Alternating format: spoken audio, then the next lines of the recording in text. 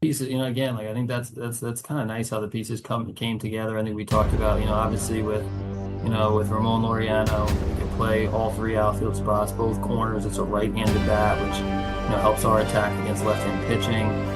You've got Ryan O'Hearn that can do the same, play both corners in the outfield and the first base, and with Sheets and Gavin's ability to do the similar thing, play the corners, first base, DH. I think we talked about like every night being able to either rest a starter, maybe rest two starters, and then having weapons to come off the bench. And if you're going to win a championship, you can't have really any weak links, and that was kind of the focus for us over the last few weeks. Hi, everybody. Welcome to a special edition of Marty Time TV. I am Marty Caswell. We are brought to you by the all-new Hamul Casino Resort, the Players Place. Man, oh man, oh man, oh man, oh man. I don't even know where to start. I don't have any one thing to say. I have a million things to say. So thankfully, I have a professional speaker who also has many things to say. His name is Jake Garriani. You guys know him from local CBS 8. He, of course, was on the AJ Preller Zoom today talking about just a massive day for the Padres. Before I set up just a wild day for the Padres, we are expecting John Conniff of Mad Friars. For those of you who follow the show, who follow the Padres closely, you will know that Mad Friars, they do a bang-up job when it comes to the minor league system. Hopefully he's okay. He's still recovering over James Wood, Mackenzie Gore, mostly James Wood from a couple of years ago. And I think right now he's picking up the pieces of his shattered heart after DeVries was sent packing to the homeless A's. Jake, how are you? Is there any one thing that jumps out from today? I think I'm doing a lot better than I think most people are. I honestly thought this was a fantastic trade deadline. And I understand that a lot of people feel another way about it. And there was a lot of mad people out there on social media, and I was getting a lot of mad texts. I thought it was a masterclass by AJ Preller. I really did. I thought he filled every single need that this team had. Marty, I think they went from fringe playoff team to absolutely a World Series contender. I am not a prospect hugger. I am not one that loves to sit around and wait for people to get to the big leagues and hope they turn into all-stars and hope they're that next generational talent. I am a let's win now with the roster we have type of guy. That's exactly what AJ Preller just did. I thought it was a great trade deadline. I understand not everyone shares that, but that's how I was feeling after today. I'm happy. I remember a couple weeks ago, actually, maybe it was just a week ago. I can't believe how much things have changed in a week, where I did a roundtable with you, right? Yep. And also Darnay Tripp and Julian Delgadio. And I think the question I asked at the time was, were the Padres more likely to win the West? I think they were 4.5 games behind the Dodgers, or miss the playoffs entirely. And I think the answers were kind of split. And I think like right now, man, the goal, I mean, you want to just get in the playoffs, but why not win the West? I think that right now, number one, they already had the best bullpen in baseball. They just solidified it, and they addressed every single one of their weaknesses, the weak links as AJ Preller. Oh, and by the way, and they also, the bullpen got better, and they kept Dylan Cease, and they kept Robert Suarez. They kept the four horsemen, who are now either the five guys or the Fab Five, depending on all your great suggestions on social media.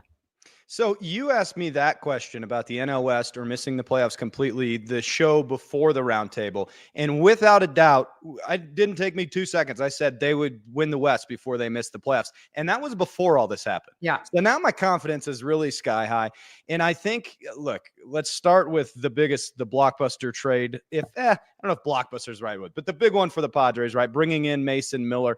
And you talk about just how fantastic this bullpen is. I mean, it was already great, and now it is elite beyond elite. And what that does, as everyone knows, is it shortens games. And so now the Padres need a lead in the 4th inning, and you feel pretty good about it. All the other thing is, Marty, it is such a recipe for winning in October. Yeah. There is not a single team that gets into the postseason that wants to see that Padre bullpen. I mean, it would be scary for anybody. This team instantly got really, really good. And yes, they shipped off a lot of people.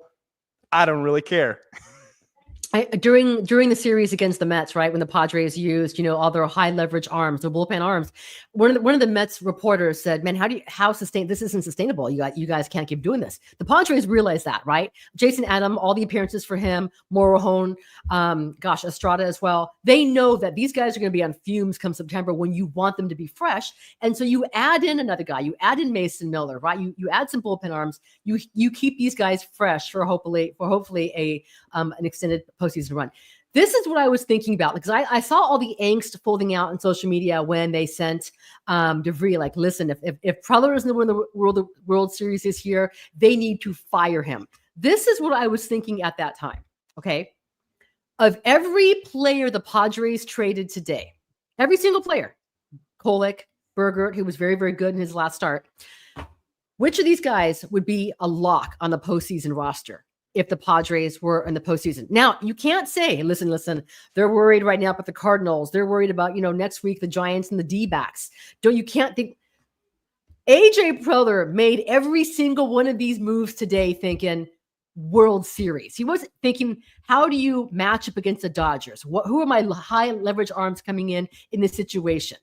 You mean it? So look at Kolek, look at Berger. DeVries is not even up here. Who did the Padres send that you're like, man, it's going to hurt them this season? It's going to hurt them in the playoff.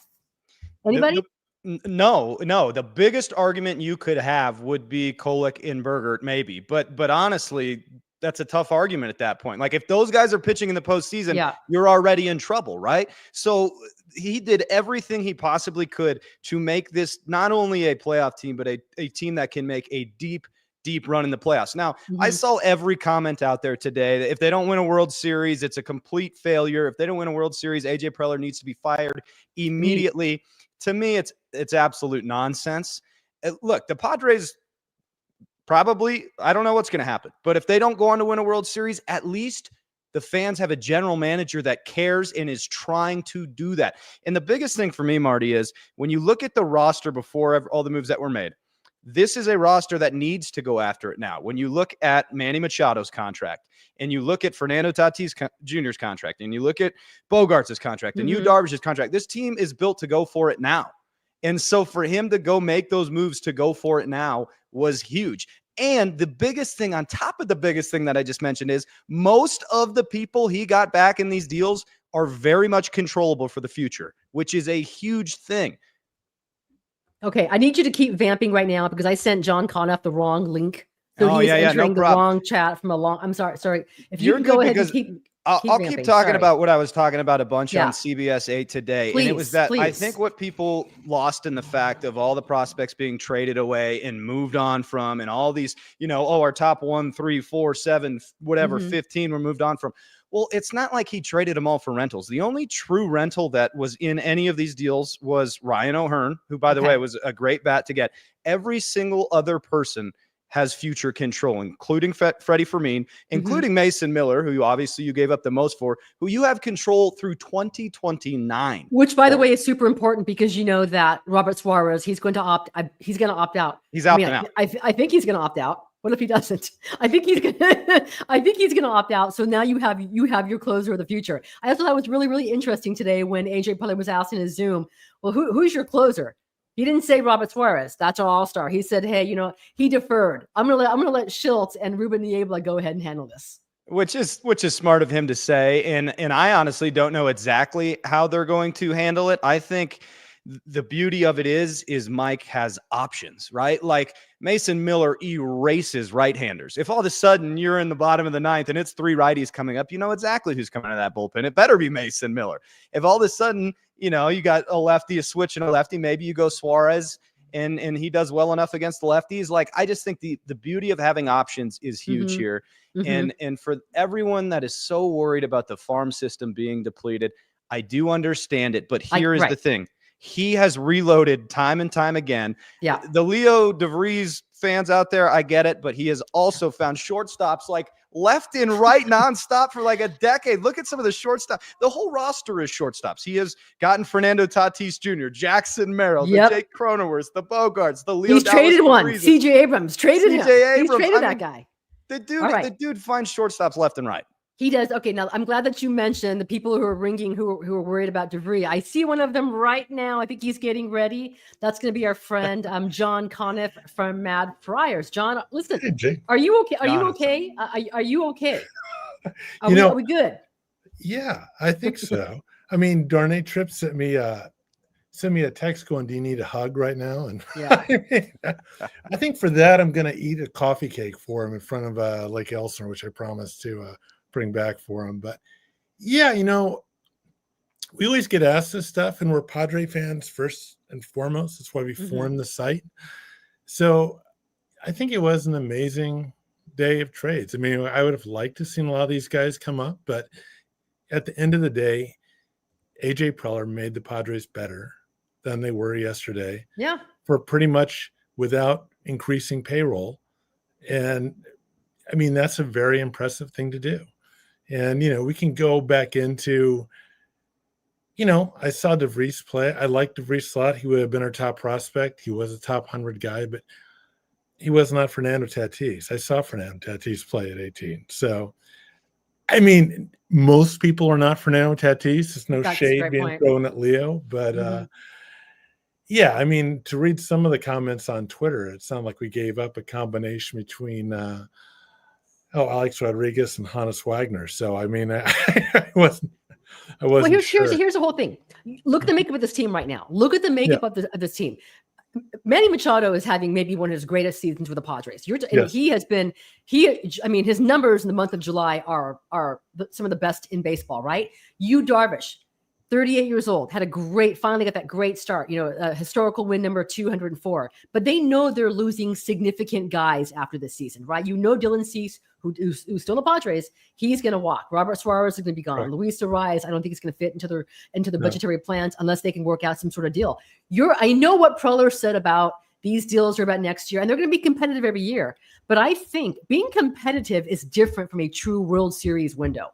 I think right now, as this team currently is, this move to me was about we can win the World Series right now. There are a lot of teams. There are some good teams, but every team has a weakness, including that team up north who are dealing with bullpen issues of their own. And lo and behold, the Padres took their biggest strength and they fortified it even more. Well, a really deep, dark secret that I have is for a long time I've been a Duke basketball fan, which I don't like to admit in public.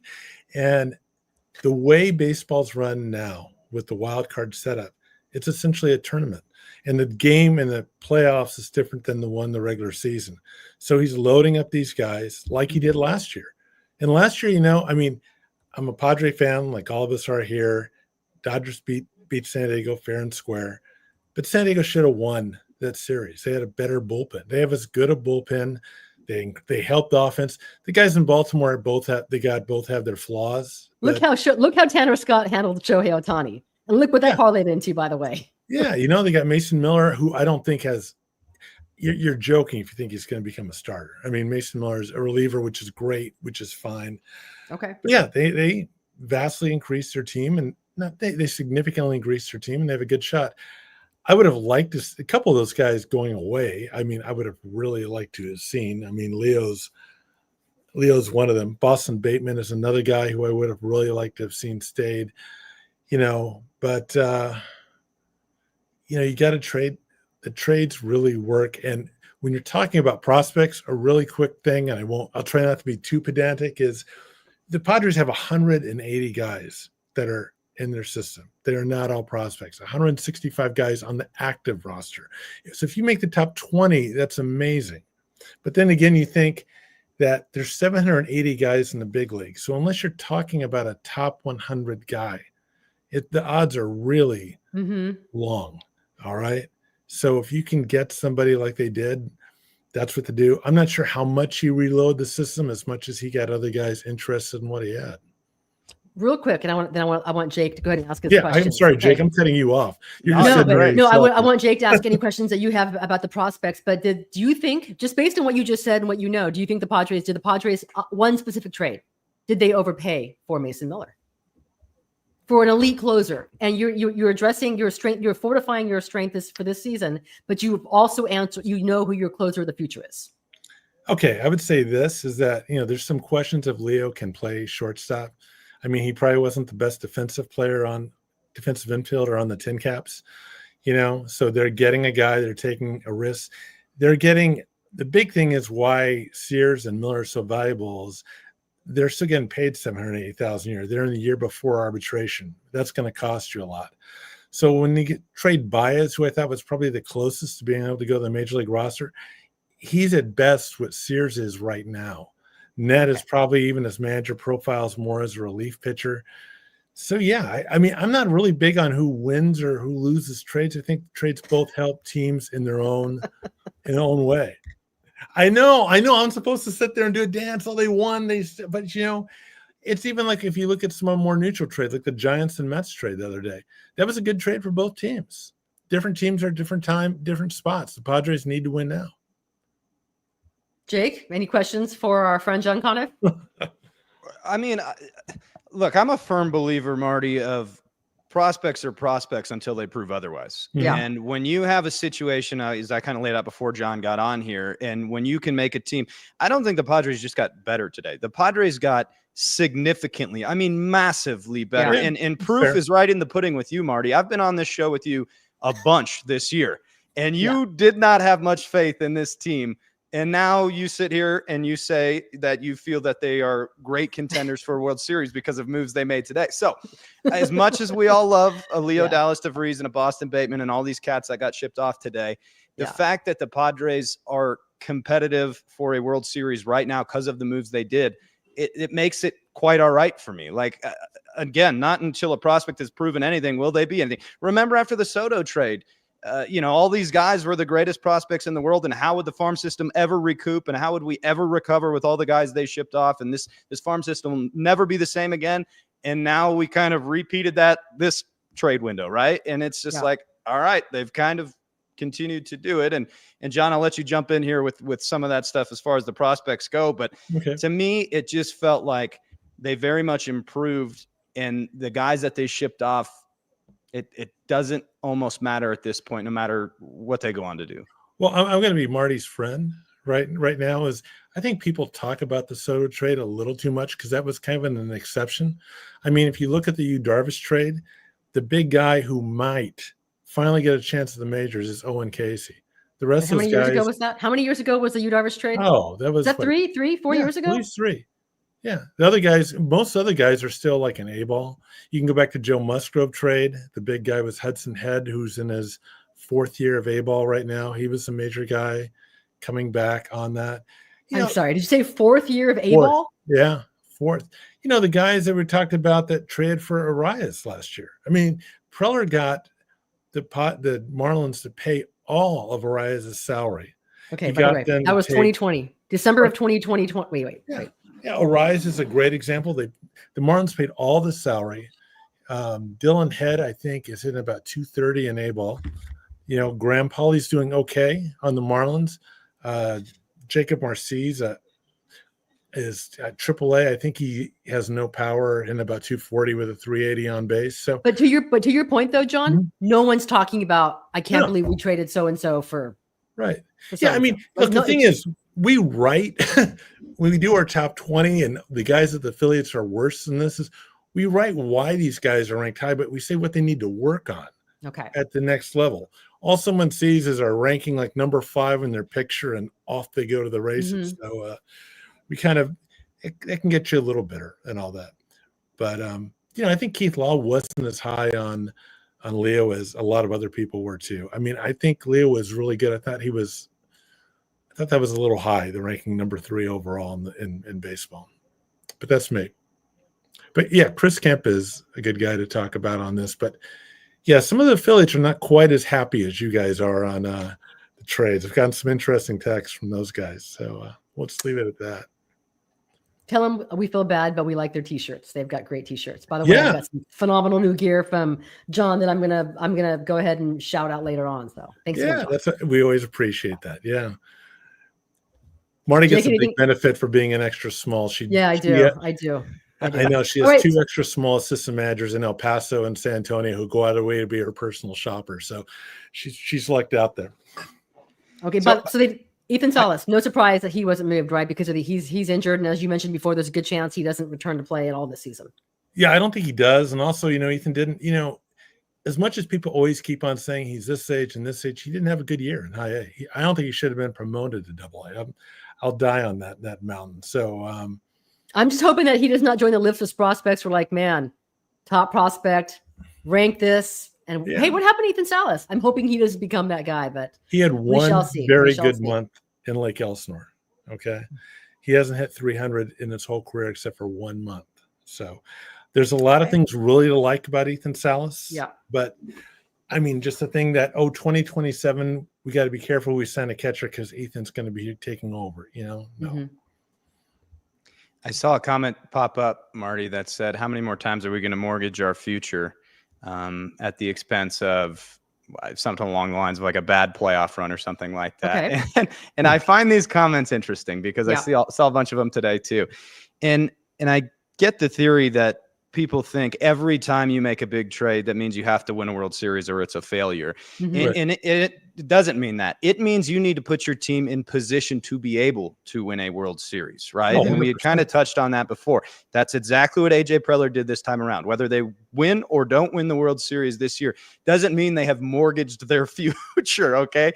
It means that they're trying to put themselves in a position to win a World Series now, which I would think every fan would want, right? Yeah. I don't know. It's weird, so much pushback on this that it's like, oh my gosh, we've got to wait for all these prospects to get up. Because imagine if we had waited for Mackenzie Gore and CJ Abrams and James Wood, and we never did the Soto thing, and we had all these people come up together, we'd be the greatest team for 50 years.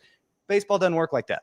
People know that, right? So it's like, I find it weird, all the pushback for making an effort to be a World Series caliber team. Well, a lot of people get better when they go to different organizations too. And I think Gore and Abrams are both really good examples of that. They both had their struggles with the Padres organization. Campusano might be the next one. I'm just surprised that Campusano was not traded today. What's happening? Somebody free Luis Campusano. He's got to go. Got to trade him. Release him. Do something. Let him move on. I feel bad. He's fourth in the PCL and OPS too.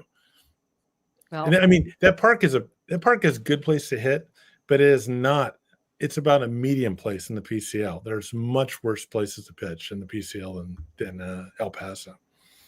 Jake, to your point, when I asked AJ Preller if it's World Series or bust after all the moves, considering the players they have in their prime, like Manny Machado, Yu Darvish, which we talked about, plus the guys who are free agents, and he said that he had marching orders from Ron Fowler and the late great Peter Seidler to be the team of the decade.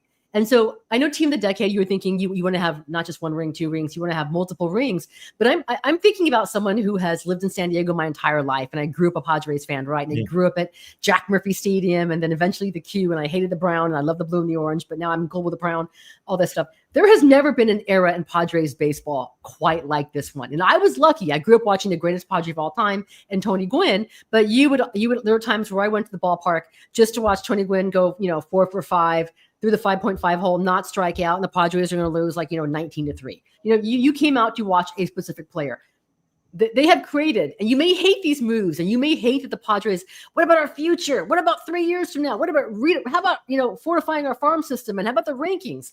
But I think that the case for making this is the interest in the Padres has never been as high. The window for this team, the buzz around this team, starting with adding Manny Machado, maybe to be honest, adding here, Hosmer was maybe the first one, but Machado was the first. Whoa. Superstar, right? Hey, future Hall of Famer superstar. I just think that what he has done, he uses the prospects to flip them. I mean, the only reason AJ Preller drafts anyone, hey, Cruz, Schoolcraft, is that your name? Yes. Great. I enjoy the Zoom. I enjoy the conversation. We're never going to see you because AJ is he's going to flip you in about 2 years to continue this window, right? That's what for him the draft is about. Draft, replenish, trade. Next, it's like what's that song? He did hold on to last year's number one pick, Cash Mayfield. He's still there with him. One thing to speak, because I'm a lot older than Marty, is I can remember growing up in Poway in the North County when my mom didn't know much about baseball. We went to the Randy Jones car wash, and my dad told her that we're going to celebrate Randy because he took the Padres to the promised land. And my mom said, oh, did he help him win the World Series? And it says, no, he got him to finish fourth. It was the first year they didn't finish in dead last. So the concept, what Marty's saying about they're a competitive team to Yeah. people who grew up watching the Padres and the San Diego Clippers and the bad Chargers team is amazing. And I think Jake's 100% right. You can't promise yourself a World Series. The Dodgers are proving that. You can promise yourself an opportunity to compete. Yeah, Jake's always right. He's been sending me these like really annoying texts, after the walk-off against the Mets and then the the shutout by Yu Darvish. Do you believe now? Because I told everybody on this thread that the Padres season was going to end when Martin Maldonado pinch hit for Trenton. No, I'm sorry. When Trenton Brooks pinch hit for Martin Maldonado with a runner at second base and he grounds out and the Padres are eliminated. And that's how their season's going to end. And guess what? Do you remember exactly what I responded to you, Marty? I don't, but I can look it up. I said, if Martin Maldonado and Trenton Brooks are on the roster come playoff time, it will be negligence by AJ Preller. Those were my exact words. Yep. Look who got DFA'd after today. And look, baseball's hard. I feel bad for those guys. I hope the best for them. But both of those guys are now DFA'd because I'm sorry. I've missed it because I came from an appointment. I've been driving. I have had no time to be on Threads or Twitter. Yeah. Who got DFA'd? What happened? Trenton Brooks and Martin Maldonado have already been DFA'd because this roster got a whole lot better today. Okay. And that's exactly when we've had our conversations in the past. And I said, look, this is a good enough team for now, and it's only going to get better. And that is because people are going to get healthy in the Michael King sense, and that AJ Preller is going to do his thing. And he did his damn thing today. He did. Today. You mean the weak links? That's what he called them. If you want to win a championship, you can't have any weak links. So he got rid of the weak links. And by the way, and there's a human side. When I was walking out of Petco Park on Sunday, after post game, it was a little bit late. The place was emptied, and I'm walking by close to the players' tunnel, and it hurts my heart a little bit because there's a human element, guys. But I saw Martin walking with his wife and his kids in hand, holding hands, walking out. So that was the last hurrah from Maldonado. And I know that all the pitchers have talked how wonderful it was to go ahead and work with him and how great he was at preparing them, the entire pitching staff working with Diaz. But yeah, it is a wink link. I know he was going to retire anyways and then get into coaching, so I don't feel too bad. So maybe Preller will hire him as he did AJ Ellis, another former catcher, as a special assistant, because that's what Preller does with guys he respects. So we'll see what happens. Some of these guys walking away, like James Hayward, who by all accounts is a wonderful person. Yeah, they're walking away with career earnings of over $100 million before they're 35. So I mean, I don't feel that bad. I'm fine walking away if someone wants to pay me that amount of my job. But it is sad. It's worse in the minors, I think, when you see a guy just get outright released, and a lot of that is going to happen. It still has to happen with all the guys they drafted and signed. So we'll see how that goes. But yeah, I mean, they got a chance to win, so we'll see what happens. So there's a question for you right there, John from PD Pierre Oblocks. I got that wrong. Is Preller getting soft? He usually cooks other GMs today. Wait. He usually cooks other GMs. Today, A's front office fleeced Preller. I'm going to think about this when James Wood hit a massive home run against the Padres. Do you remember what the Washington Nationals official Twitter account tweeted out? Yeah. Like something like you got fleeced or something like that. I'm sorry, but like right now, they fired their GM. They fired their manager. They're selling off players. They're missing the postseason again. So I wouldn't say that AJ Preller got fleeced in that. Who's the GM of the A's, of the homeless A's? They just replaced DeFrost. I mean, people. Does anyone think that? Oh, wait a second! They just got DeVries. Here comes their championship window. There's other people there, A's fans, that think they got fleeced. They gave up two really good guys that were young.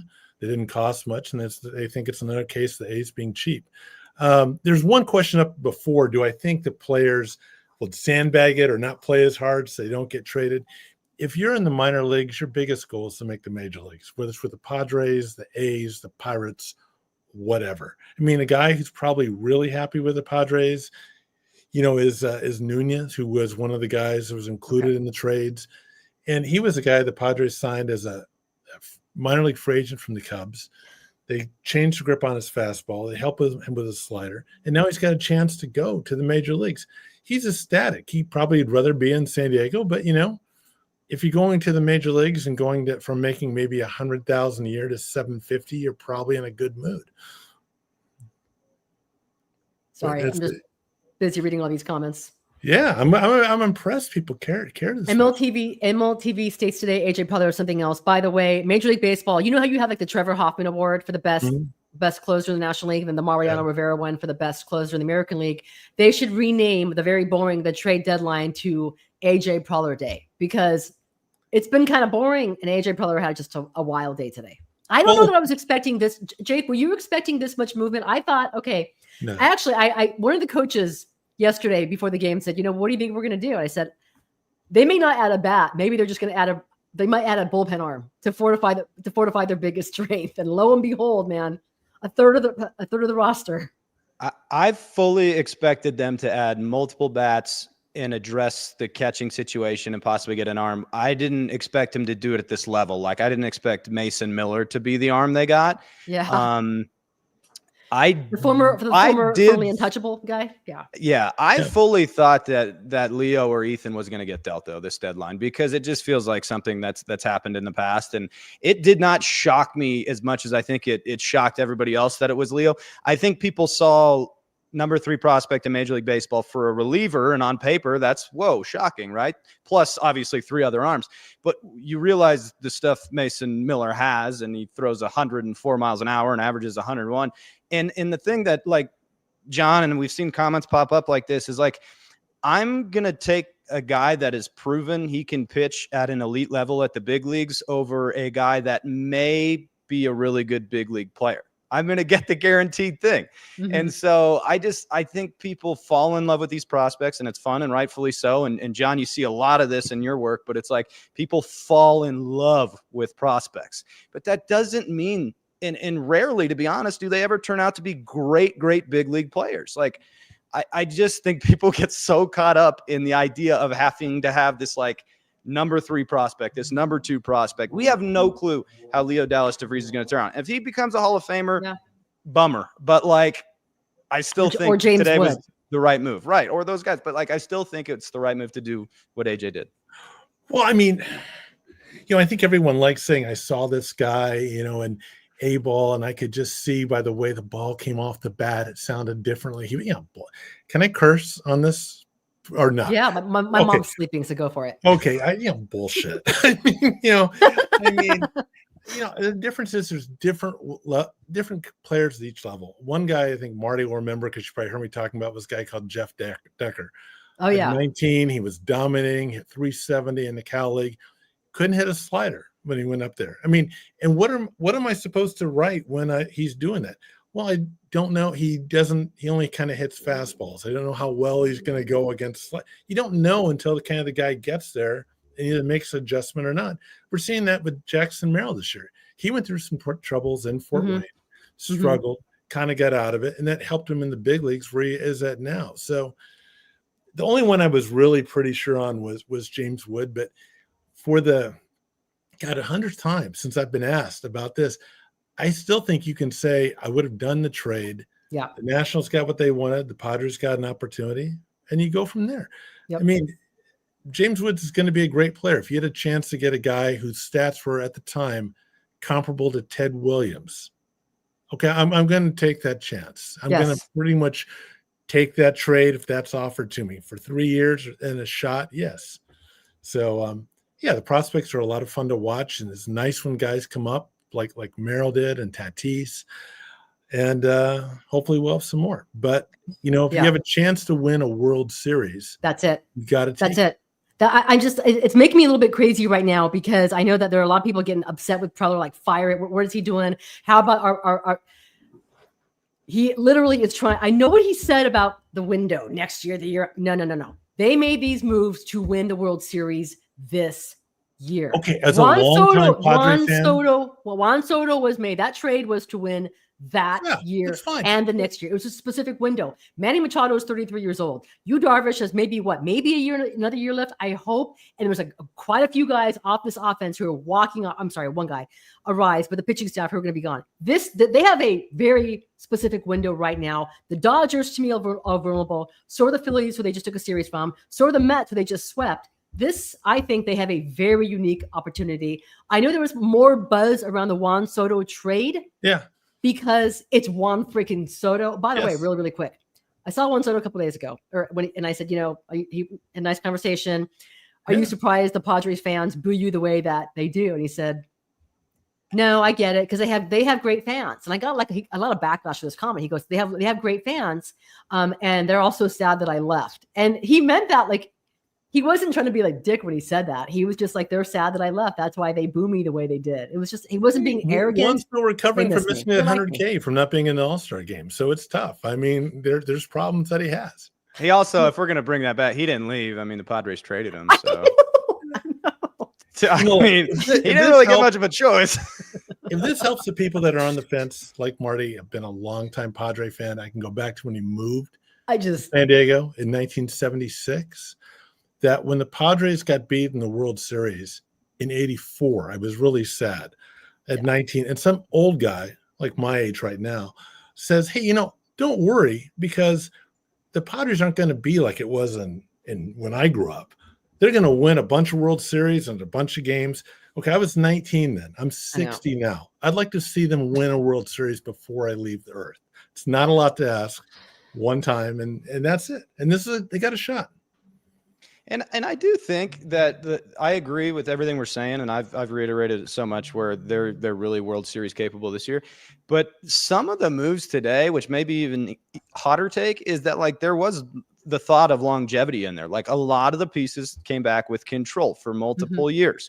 And so everyone sees the farm system, except for all of them except O'Hearn, right? And a lot of people see all the pieces that went out that were prospects, and they go, oh, okay, we've shipped off all these prospects. That's it. It's this year and this year only. And it really isn't. I mean, a lot of the moves made today was looking at right now plus that bigger 4-year window. And that gives time to replenish and revamp. And I just think people get really caught up and stuck on the idea that they moved a lot of top prospects and they've made themselves way better. I can't wait to see tomorrow's starting lineup. I cannot wait for the starting lineup, because there are times where I would mentally check out. Like, how you like, okay, when do you want to go ahead and, get coffee or run to a souvenir shop or use the restroom? I would always do it when the Padres bottom of the order was hitting. Now, because it was just like, I mean, what are we doing here? Although I'm glad Maldonado went out with a bang, right? He had a couple of hits in his last appearance. And Diaz, by the way, I mean, he helped win a game for the Padres a couple nights ago. But now it just changes, because it was such a black hole at the bottom. When you would get to 7, 8, 9, you're like, you kind of wonder what happened with it. And the guys, by the way, the guys in that clubhouse would too. Like I know what Manny will say, or Jake's going to say, or Tatis is going to say. I know Manny would say, oh, yeah, we believe in the guys in this clubhouse, whether or not Preller makes a move or not. We believe in the guys in this clubhouse. No, you don't. But you're going to say the right thing. But when you see this to me is this is energy for the guys in that clubhouse. Like, you know what, man, we have legit chance. Forget at the playoffs. By the way, and this division. Look out. I was surprised Cease didn't get moved. That was one thing I was pretty sure was going to happen, but me too. I think Cease was as well. Yeah. Yeah, I think he obviously tried. There was a ton of talks with Dylan, and I think maybe because of the fact that he struggled so much this year that the value wasn't as high as he wanted. And at that point, you go, is the return worth having a guy that we believe in, Dylan Cease, coming back and throwing the ball really well down the stretch? And now all of a sudden you look at that like starting rotation. Not only is the bullpen going to be one of the best, maybe, in a long, long time, but definitely the best this year, but that starting 5 is pretty dang good when you think about Pivetta and you and Randy Vasquez now only has to throw 4 innings if you really need him to, and Sears and like I mean it just was a really, really good day, and I think it should be celebrated opposed to not. But I think back to the lineup point too, Marty, is like AJ lengthened this lineup so much. I mean, now you have depth on the bench. You have depth from 1 through 9. You've got platoon options in left. You've got platoon options at first. As I said when I first came on with you, I thought it was a masterclass today. I really did. I think what's funny is, have you guys met Ron Rizzi as scout with the Padres? He's kind of Preller's right-hand man. He was in D.C. He's kind of taking over the Don Welke role. Okay, and Ron's yes. funny. He'll talk a lot, but he was in DC, and I was talking with him, and he said, You're going to be amazed this trade deadline. We're getting a starting pitcher. We're getting bullpen help. We're getting a couple bats. We're getting bench strength. And I said, with what? I mean, you're full of shit. There's no way they're going to be able to do that. So, I'll stand corrected. I'll have to apologize to Ron next time I see him. But, yeah, I mean, also, too, if you look at a lot of the guys they traded, a lot of them, were very late draft picks. They were undrafted free agent signees. So I think DeVries, Bateman, those are the ones that are hurting a lot of Padre fans. Cobb Hightower was a guy that was he's kind of struggled a little bit with the Storm, but he was kind of a well thought of prospect. Brandon Valenzuela, when I didn't really understand that deal. Tyson Neighbors was a relief pitcher that pitched really well in Fort Wayne, was doing good in San Antonio, but still, he didn't really have to subtract from the major league team to make it better. That's what I thought he was going to have to do. I was shocked. I'm completely shocked, honestly, that both Suarez and Cease are still with the Padres. That's to me is something else. But because everything I'd heard was that they were not adding money. That's the thing I'd heard. When I shared gossip with Marty about what I hear at the different affiliates among the scouts chattering, that was the biggest thing that I'd heard.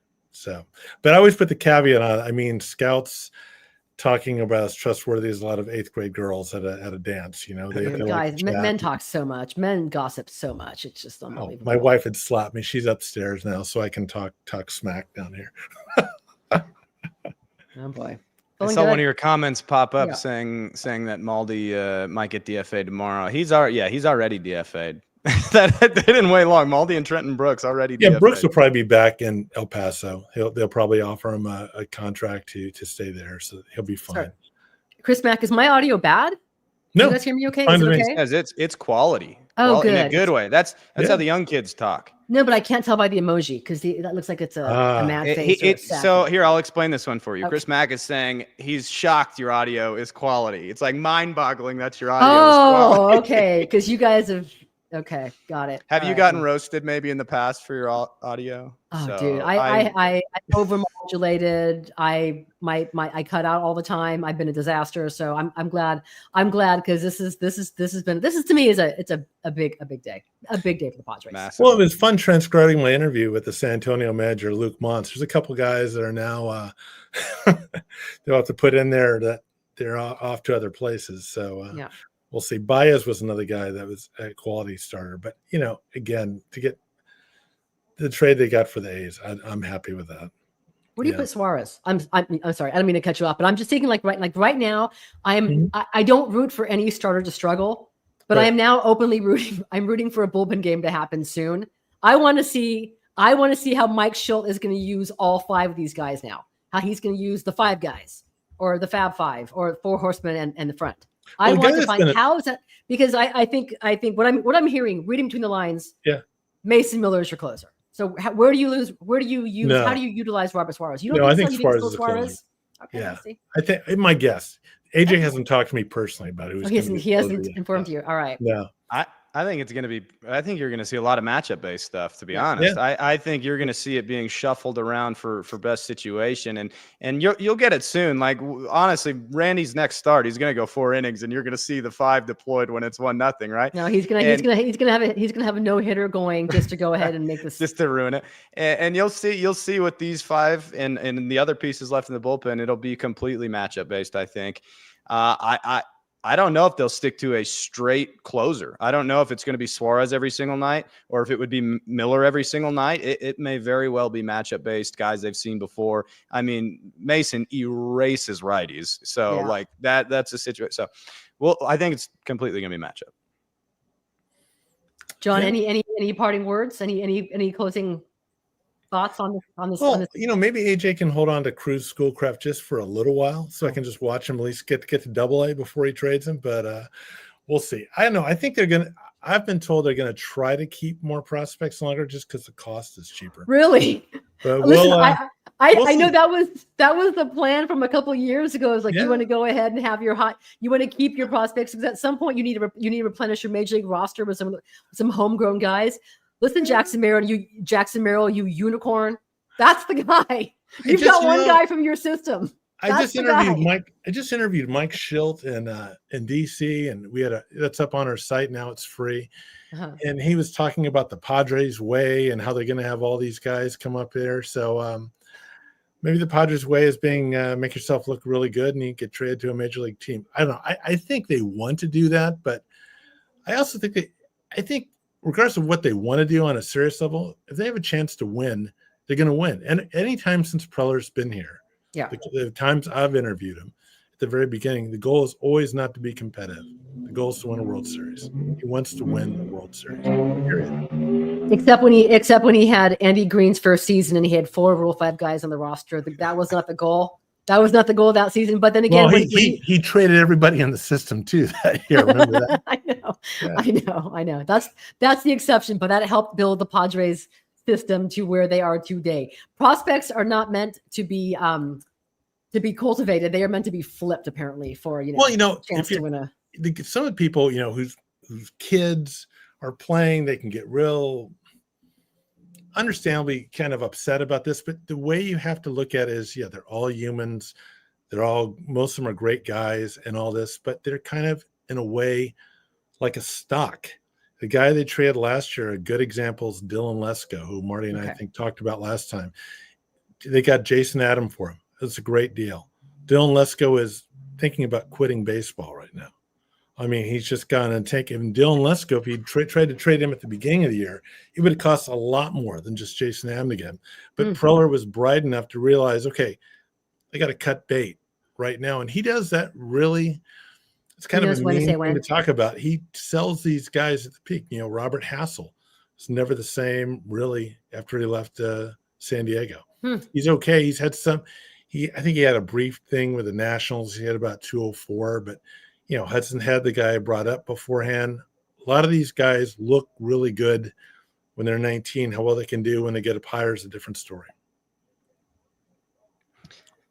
I really enjoyed, by the way, today watching a lot of the prominent Padre folks on Twitter completely melt down at about 8:30. And then as Preller's plan came to fruition, which any normal person would have just, see that he wasn't done.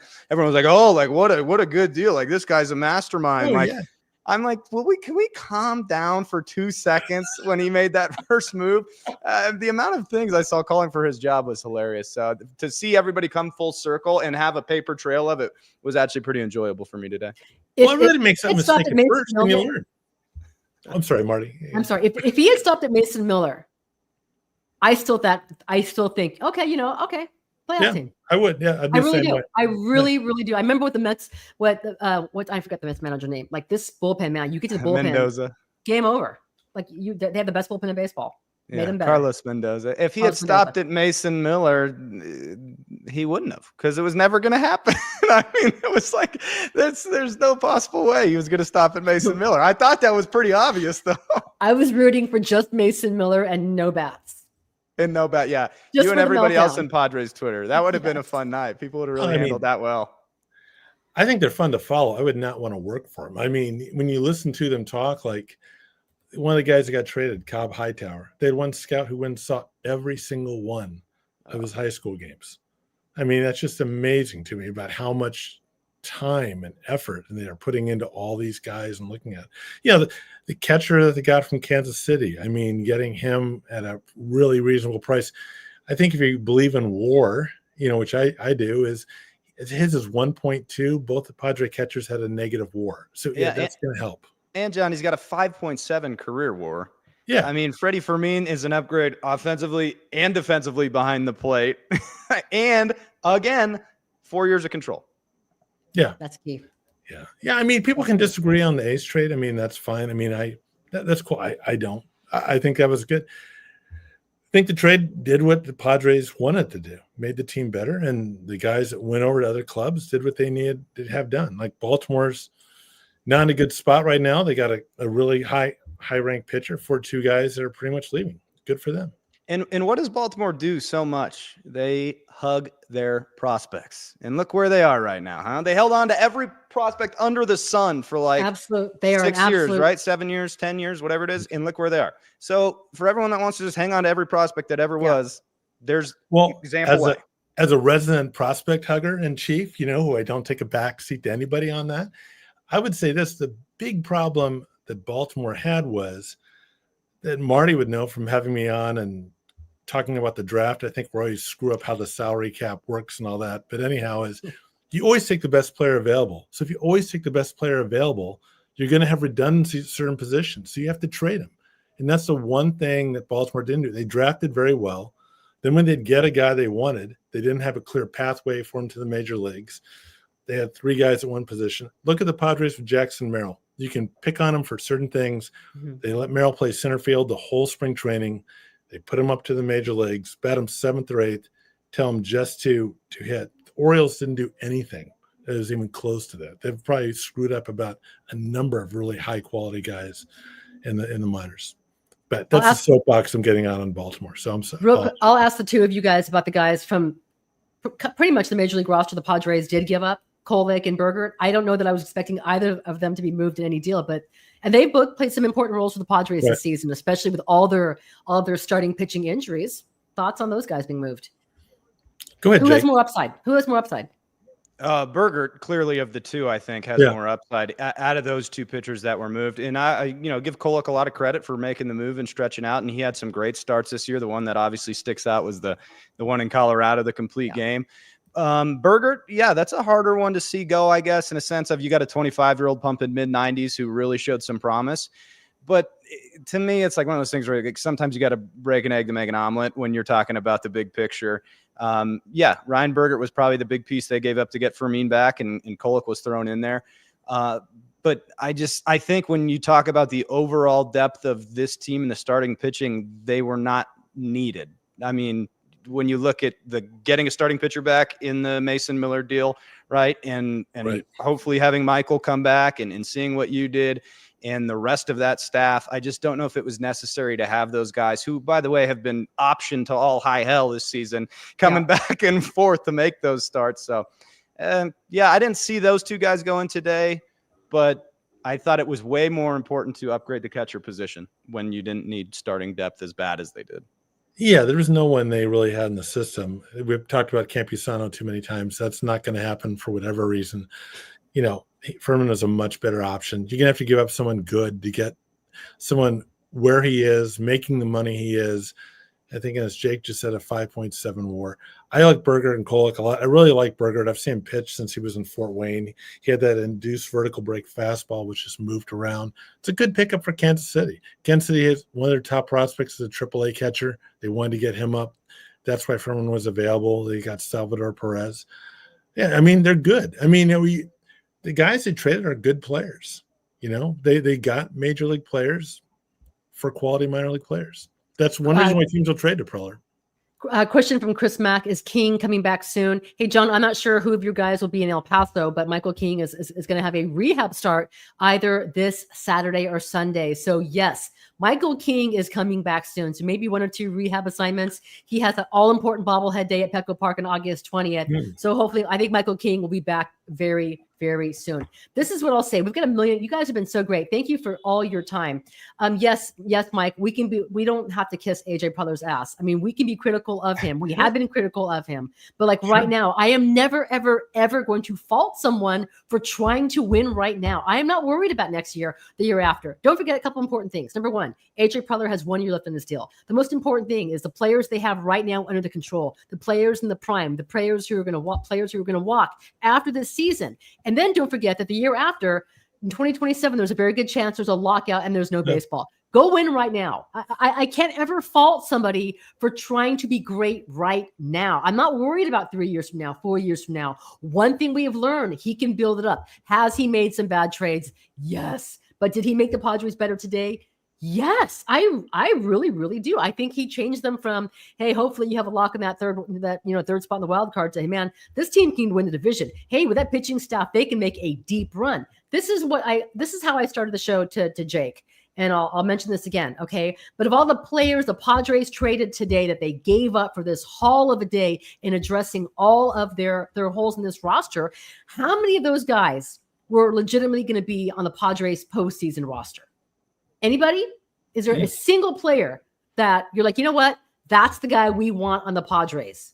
I'm going to say 0 of them. Unless you had a catastrophic injury to your pitching staff, you're not going to have those. Who? Tell me who. Yeah. Who? Ryan Bergert would have been your one yeah. argument, and that would have been because of some sort of injury, some sort of thing. And the idea that we never criticize AJ Preller is funny to me. Every single media member in San Diego has done plenty of criticizing of AJ Preller. The thing is, we criticize when it's necessary, and we're realist when it's necessary. I hope that doesn't get mixed between the lines, because like the idea of just being realist is accurate, and that's what we're doing today. Here's your criticism. Jason Hayward, that was a terrible idea. Gurriel, absolute waste of time of a signing. I'm just thinking of how much time we wasted in spring training talking to him about his slur of Yu Darvish from years ago. How much time we wasted to talking to Yu Darvish about, being forgiving, and those were terrible signings. The Connor Joe. But again, was that all on AJ Preller? Or was it on management, given the final, excuse me, I'm stumbling over my words. I need a glass of wine. Given the financial constraints. I mean, those were, everyone saw a mile away. Those were terrible signings, but here we are. Here we are today. Yeah, I mean, probably they're reacting. There's some people on Twitter who will act like AJ Preller's God. I mean, look, I followed the Padres for a long time. Preller's probably the best general manager I can think of since I've been a Padres fan. I mean, does he make mistakes? Yeah, of course. Yes. Everybody does. Mm-hmm. But, I think what he's done is he's given the Padres, since about 2020, a competitive team, and longtime Padre fans, you can go back to the early 80s where we're going, this year we might have a shot to finish third. And no playoffs. Yeah. Sometimes I'll see comments like that, and I think how fast we got spoiled, because it is hilarious. So when you look around the league, how many teams today are begging for their general manager rather, to have done something, right? To have moved any prospect, to have brought somebody in to help your team. And it's just like, you have a guy that clearly cares and gives it his all every year. And people are like, oh, now we're not even allowed to be critical. It's just funny to me. You can go state of privilege here. Is they didn't give up their top relief pitchers in El Paso. They still got Sean Reynolds and Francis Pena who can come along and come up and help out. So there's a lot of really good depth, and you can make an argument that they're a team that could beat the Dodgers in a 3 or 5 game series, probably. I'm not saying they will, but I think they got an opportunity. Thanks to all. I'm familiar with the Starred. Thank you, John Murray, JD Third, Jeremy Rose. I appreciate you guys. I will use that to buy Jake and John Conniff pickle beer. I appreciate you guys so much for what you're doing. I really do. And yes, I'll be at Petco Park tomorrow. We will bring all the commentary from all these new players. Man, tomorrow's going to feel like opening day with so many new players to go ahead and one prospect they did not give up. They did not give up Brian Balzer in Lake Elsinore. Oh, good. I still have time to go see him. Yes, you still got time to go see him, practice your Japanese and all that. Yes. So he'll be up there, so we can still talk about him maybe. I just got my Duolingo reminder that I need to practice today so I don't lose my friend streak with you. So, yes. Yeah, I have 5 new hearts. I'm back. You guys are on friends on Duolingo, and I didn't get invited. No, we're friends on Duolingo. I think they invited you, Jake. I got turned down. Did we not? Oh, no, I didn't turn you. I got like a 1,500-day streak going here. See, what? I gotta learn. Close. What are you practicing? Spanish. Oh, really? Yeah. That's good. Okay. I'm doing my best, I'm just trying to get by. Trying to sound like AJ Preller when the Spanish questions get flown in there. Just impressive. Yeah. By the way, I actually wonder if he ever says something that doesn't make any sense, but no one from the Spanish media is going to correct him. Do you think that happens? Oh, we don't criticize AJ Preller, so yeah, no, we wouldn't. We wouldn't do that. By the way, Padres on the CW San Diego on Saturday. Don't forget it. That's great. With CBS 8 lead in. Who is your target? Yeah, now I got a lot of new names to pick from, I guess. Right now you have a lot of new guys to go ahead and pick. This is what I want you to do. If you get Mason Miller, I want you to ask him something. Okay. Is it about Nickelback? Does he feel like, ask him to recreate the scene from Shawshank Redemption where, you remember when it's raining, where he's escaped from prison? Oh, yeah. What's the character? And he's like, it's like slow motion, the rain's coming down. You're Mason Miller, and you're going from a homeless organization with a terrible owner to the best ballpark atmosphere in Major League Baseball at Petco Park, to a team that's all in, that wants to win right now. Do you feel like that? Do you feel like Andy Dufresne escaping Shawshank? And then if he does, if he gets the reference, ask him to recreate and then go ahead and put the fake rain graphics over it. I'm all over Everybody that. knows that movie. Yeah. I'm all over that one for you. You're about to see his first strange. 105-mile-an-hour fastball when he gets in front of an actual crowd, and he's all jacked up. He's about to pump, baby. Right? Now, you wonder if Jackson Merrill will remind him in the locker room, hey, remember that day I took you deep to win the game on a home run here? I mean, I wonder if he'll bring that up. Okay. Oh, we Mike, what did I misunderstood. misunderstand? Yeah. What did we misunderstand about That we kiss his ass. That was the we're kiss not allowed ass to comment? criticize. Ah, Struck a nerve. Oh, Yeah, sorry. we'll try and get Mason Miller on the pregame CBS 8 leading into the CW San Diego. Yes, Okay, it's over our heads. All right, we got it. Yes, don't forget the shot shank. You're not going to do it, are you? You're going to let me down. I mean, I'll try. I don't even know if I'm going to get him. We'll find out real fast. You know, how old is Mason? 24, 25. 24. My guess is it's probably not on his watch list right away. So I have a feeling that question could be a miss. It's on TNT every night. Like it's on the channel every night. Oh, you don't think he watches cable? I don't think he has a cable. I think he's probably OTT. He's probably streaming CBS 8 Plus. That's my guess. Yeah, no doubt, no doubt. All right, that's great. For those of you guys who don't have Padres TV or you're not going to be at Petco Park against the Cardinals, don't forget you can watch Jake Garriani do his pregame thing. Special, you can do a special postgame show as well. Yeah, that'll be on the CW right after the game. So the game's on the CW this Saturday, and then we'll be post game right after. Awesome. And then, John, what can fans look forward to at madfriars.com? You can read about all the players that'll be traded in the future that are coming up. So we had I was just in San Antonio, so there's some guys that are still there that are kind of interesting. I'll run the Luke Montz interview, who's a great guy, the manager there. He talks about some of the guys that moved on, if you want to read that. We just had a big draft piece, so you can read about Marty's favorite, Cruz Schoolcraft, who'll soon be on his way out. But yeah, it's always fun to cover the minor leagues, and you guys are always really great to us. So all of us appreciate that. The Padres Twitter and you guys have always been wonderful to us. So we always thank everyone for their support. Awesome. You guys have been great. And thanks to all the Padres fans for watching. I really appreciate it. We'll have tons of comment coming, tons of content coming to Marty Time TV. You guys don't need to stick around for this. I know, Jake, that you already saw the AJ Preller Zoom today, the 33-minute Zoom. And I'm going to play just a quick clip there, him talking about weeks and why Dylan Cease is still on this team. And by the way, again, on Dylan Cease, this has been my argument all along, and I had it with AJ Cassavell, right? If you want to be a championship team, you can't have enough starting pitching. And at that time, I would much rather have Dylan Cease in my playoff rotation than take a chance with a Kolek or a Berger. And again, I'm hoping Michael King comes back, Michael King. And I hope you, Darvish, showed us that, you know what, he is in fact back. You know, it takes time to go ahead and build back to what he showed. But you are still dealing with if and hope for a possible postseason run. You can't have enough pitching. And I think Dylan Cease has pitched well for them in the postseason last year. So I'm glad they still have Dylan Cease. He said he hopes he gets opportunity to produce, and I hope he can do so with the remaining games. So there you go. I'm done talking. Get that glass of wine, Marty. Get that glass of wine. Play that AJ Preller stuff. Apologies for striking a nerve with all your fans, but I think they get it. And the beauty of it all is all the starting pitching you got, it ain't going to matter because this bullpen's going to shut everybody down in October. Dude. That is the beauty of it all. I will leave you with that. It reminds me of remember when Kansas City won the World Series? You know, No. with their favorite Eric Hosmer. I don't. They won. Oh, yeah. Okay, But they sorry. won with a great bullpen. And that's kind of The Dodgers last year essentially did it too, to be honest. Yeah, you're right. It's a different thing once you get in the playoffs because you got more off days. Those guys can go out there every day in every game. By the way, October baseball's built for I know bullpens. Mike said, don't be afraid in the post game. Don't be afraid to win an 8-2 game. No, Mike. I am now openly rooting for 1-0 games.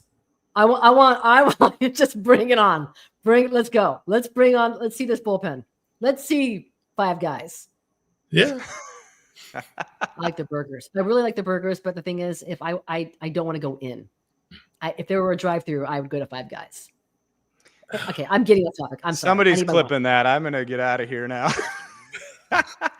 Hey, much love to you both, John. You guys continue the great work up there. I always appreciate you guys. And Marty, thank you for everything as always. Much love to you both. Thank you very much. Bye, guys. Thanks, John. Thank you, John. Appreciate you. You too. All right, peace out, guys. Wow. That was a lot, guys. Again, you're watching, I'm Marty Caswell. We're watching Marty Time TV. We're brought to you by the all-new Hamul Casino Resort, the Players Place. As you can tell, it's been a very, very long day. Therefore, the hair, the pigtails, therefore the weird headband. All right, guys, before I wrap today's show, I'm going to play you a small portion from AJ Preller today, talking about just how these guys are going to fit the roster. And I think I asked him about whether it's going to be World Series or bust for this team. Here's a portion from AJ Preller's session with the media. I think that's kind of nice how the pieces came together. I think we talked about, obviously with Ramon Laureano, he can play all three outfield spots, both corners. It's a right-handed bat, which helps our attack against left-hand pitching. You've got Ryan O'Hearn that can do the same, play both corners in the outfield and the first base, and with Sheets and Gavin's ability to do the similar thing, play the corners, first base, DH. I think we talked about like every night being able to either rest a starter, maybe rest two starters, and then having weapons to come off the bench. And if you're going to win a championship, you can't have really any weak links, and that was kind of the focus for us over the last few weeks. And as we got into the deadline room over the last couple of days, was the pieces fit. I think the personalities in terms of like some guys that have been through the hunt before, and I think kind of not just good, like glowing makeup reports on the guys that we brought in, and them being really committed to go win a championship. I'm looking forward to see it. A lot of conversation with Schulte about the dynamic with the clubhouse and how this group will fit in. He has such a good feel for that room, and I think that the pieces and how they'll fit together, and the other big reason why they need to do those. Marty Caswell, Sporting Tribune. Hi, AJ. There was a lot of dialogue around Dylan Cease. What led you to keeping him ultimately? Yeah, I mean, Dylan's a tremendous pitcher. I think you're going to win. You're trying to win a World Series. You need guys that can pitch. In the front of a rotation, and Dylan is. When you get in Cy Young votes, we see the stuff. I think I had a conversation with him yesterday, just letting him know that like from our standpoint, it's this time of year where you hear a lot of speculation, and you're always, it's trade deadline, you're always going to pick up your phone, and when people are calling, that's a good sign that you're somebody that people have interest in. But for us, our best team in terms of it starts with that starting pitching, getting Darvish back, hopefully getting King back, Pavetta and Cease. That's a great place to start. We think we acquired some other pitchers that are going to add to that mix. And, for Dylan, when we made the trade last spring training, it was designed towards, multiple postseason runs. Our best team has Dylan Cease on it, and I think he understands that. And with the players that you have in your prime right now, a guy like Manny Machado, and you coupled with the guys who could leave in free agency, Arise, Cease, and King, does it feel like it's World Series or bust with the group that you do have in this season, this run? I mean, I think the expectation of this group is always to go win a ring, go win a championship. I think that's the goal that we set out at the start of spring training. So. It's like last year, we got to the playoffs. We felt like we were a dangerous team. We were one of the teams that had a chance to win. Ultimately, we fell a couple stages short of what we tried to do. So, this year, I think from our standpoint, it's going to be kind of learn from last year and go take another run at it. But, we never look at it from our standpoint here, ownership, myself, Eric. It's not about one season. It's always about. We've looked up now 2020, and we made some deals at the deadline that year. 21, I think, in the off season, each year so far, and that was the marching orders from Peter and from Ron, was, kind of be the team of the decade and have an opportunity every year for the city of San Diego to look out and, have a team that can win a championship. You don't do that by putting everything all in or feeling like, hey, it's a bust if you don't win the championship that year. But that's our goal. And continue to extend this run. We feel good about where we're at with that. So that was AJ Preller from today's session. Again, I look forward to talking to all these new players tomorrow and seeing where they fit, and perhaps we'll see what other moves will be made. All right, guys, that's it. Thank you so much for your time. I really appreciate all of your comments, even the sarcastic ones that went completely over my head. Special thanks again to Dale, to E-Racing with Dale, to John Murray, JDS Third, Jeremy Rose, David Hernandez. Thank you guys so much. I appreciate you. All right. I asked Fernando Tatis Jr. yesterday how he was going to pay attention to the trade deadline. He said he was going to be asleep. He was going to be asleep and leave it to AJ. So hopefully by tomorrow, Fernando Tatis Jr. has gotten the news and he'll have a great reaction. Thanks so much for watching Marty Time TV. Thanks again to Jake Gariani of CBS and John Conniff of Mad Friars. Once again, we are brought to you by the all-new Hamul Casino Resort, the Players Place. Have a great evening. We'll talk to you tomorrow. Bye. You guys made this small trade with the Nationals a couple of years ago for a guy named Juan Soto. Are you at all surprised to see how quickly James Wood has developed into the player that he is? No. I saw him, I think I was in rehab, and we were in there together, and I saw what he was capable of, and I'm definitely not surprised what he's doing, and I'm just really happy how he's playing baseball right now. You guys were elated when you got Soto in that moment, but at that time when you saw who the players get up, did you think, look out, these guys could be very special very soon? Remember thinking that at all? I mean, just the trade itself speaks for itself. They're not gonna trade Juan Soto for any guy in particular, but they were smart about it, and then they got some really good players, and shout out to AJ for signing them, but also trading them. But it's part of the business.